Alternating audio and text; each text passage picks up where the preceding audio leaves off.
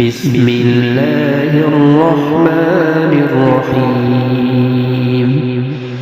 وظللنا عليكم الغمام وأنزلنا عليكم المن والسلوى كلوا من طيبات ما رزقناكم وما ظلمونا ولكن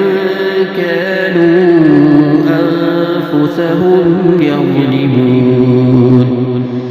وإذ قلنا ادخلوا هذه القرية فكلوا منها حيث شئتم رغدا وادخلوا الباب سجدا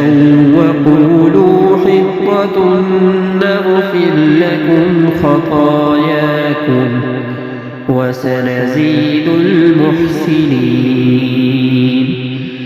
فبدل الذين ظلموا قولا غير الذي قيل لهم فأنزلنا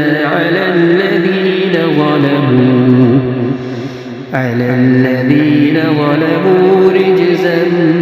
من السماء بما كانوا يفسقون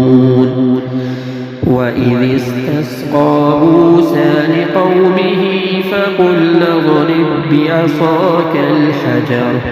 فانفجرت منه 12 عينا قد علم كل أناس مشربهم كلوا واشربوا من رزق الله ولا تعثوا في الأرض مفسدين